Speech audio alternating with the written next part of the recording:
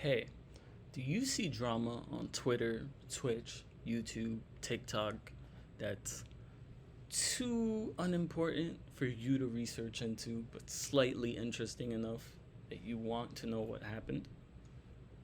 And secondly, when you think that first thought, do you also think I don't want to watch like a normal drama swap YouTuber like Tom Dark or Papaga or something like that? I want it in like the lowest quality format I could possibly ever get it. Like I want the least amount of effort put into this video as possible. You're in the right place, my friend. Stay tuned. Alright, so basically, first time you would have heard of him would have been on YouTube Shorts, most likely. Shows up on your timeline, starts talking about something most likely completely random, but he sounds like he knows what the fuck he's talking about. Like, if you ever seen one of his shorts, it's very, like, it doesn't give off the vibe that he's bullshitting at all. Which is surprising, because he mostly was. But that was basically what he was known for. He would just show up on your timeline, talk about some shit. Sometimes it was coding related, sometimes not. He would always generally seem to have a good grasp on what he was talking about.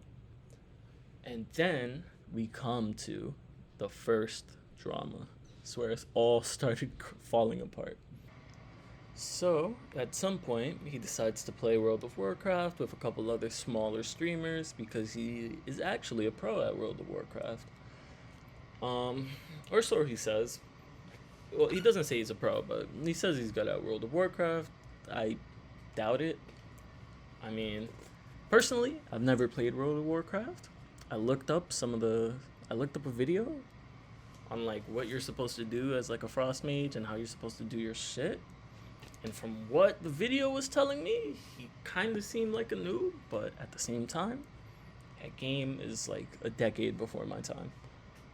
So, I don't know. But, yeah, he played World of Warcraft with some smaller streamers. They entered a dungeon, and in the specific server for World of Warcraft, it was hardcore, which basically means that if you die, you lose your character forever. And I don't know like specifically how long any of these characters might take to grind up, but I know it's not like a literal amount of time. I'm pretty sure it's like you're gonna be there for like days to get your shit back up, get your equipment or whatever.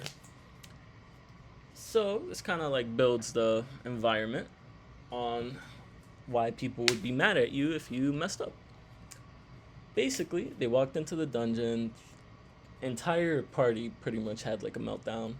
I'm pretty sure they all did things that were like wrong or that you weren't supposed to do. I just don't have like the knowledge to point all of it out, and I only looked into Pirate Software's role. But as far as I could tell, they all like did things that were wrong. The only difference being Pirate Software never really admitted it. But don't take me at my word, because I am a liar. Let's look at some clips. These might be cherry picked, but I'll try to choose stuff that's like, it's not like completely like clip chimping him into making him look bad. I'll try my best. All right, but I'm a little biased. All right, let's see. How do you do non-biased research?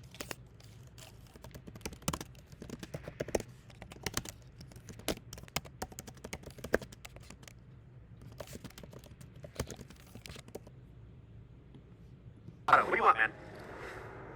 Let me say it again. You already said it's Pirates. Go on. Yeah, I want to speak to him because I didn't speak to him correctly. I said it again. We all did mistakes, bro. Like I didn't say, we are just blaming you.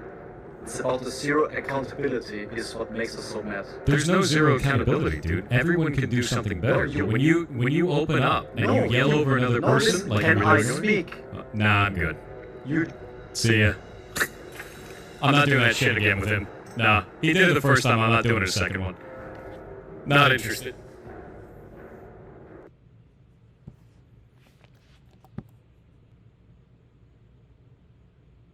So, very clearly, you can see how well Mr. Software responds to criticism.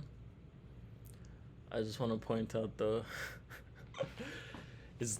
when he said it's the lack of responsibility that's making us mad, and he said there's no lack of responsibility. Everyone could have done something better. Look, all right. Point is, I'm not just like schizo hating on him. All right, he has a big problem with not taking responsibility in terms of everything. This is just like the first drama where it's actually been blown up. Yeah. And that isn't even really decently like clip chimped. Like the conversation they had before this was basically the same thing. They argued a little bit. They wanted him to take a little more responsibility for running away as a frost mage and leaving the whole team to die. He didn't seem to understand that, like, as a frost mage, you can't just, like, TP out the dungeon and leave everyone. I'm not sure if that was, like, lack of him playing or not knowing his character. Or he just didn't want to lose his character. I'm not sure. But second clip I want to show you guys. Best take you've seen from the drama has been Josh Strife Hayes. I agree. He was the only one that I really enjoyed talking to about the entire thing. To be completely real with you, I completely agree with the take that Josh Strife Hayes has, which is there's a number of people online that don't give a shit about the initiative whatsoever. They just want a reason to attack me because they don't like me. So, as you guys saw, that's a pretty good case of just straight up narcissism. This clip is specifically talking about his more recent drama. It's basically about the Stop Killing Games movement. Movement where they're essentially asking for certain game companies that have single-player games that have live services. Said single-player games should still work after the live services stop being supported.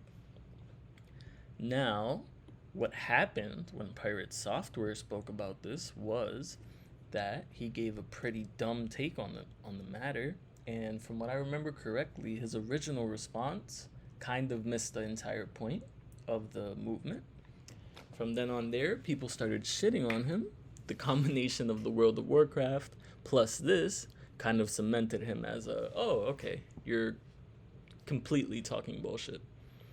But you can see like the nice little sidestep where he says like, no, everyone's hating on my take because they just don't like me. It's not because I said something stupid.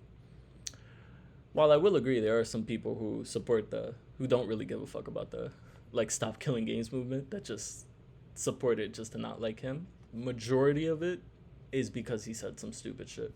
Don't let him fool you. That's it. So they've co-opted that movement to turn it into a reason to tell me to kill myself and attack our rescue and go after our moderators and everything like this. And while I don't hold any ill will against the SKG movement because of those idiots, I refuse to talk about it. Again, just a straight up fucking liar. He's not talking about it because the take he gave originally was retarded. So, he's trying his best to avoid ever bringing that shit back up again. And the real reason is because they're all hating on him. They're telling him to kill himself. They want to kill his ferrets. But he's lying. He just doesn't want to rehash his old take because he knows he'll look dumb and there's too many eyes on it now for him to successfully, I'm Pirate Software, I know what I'm talking about, his way through it.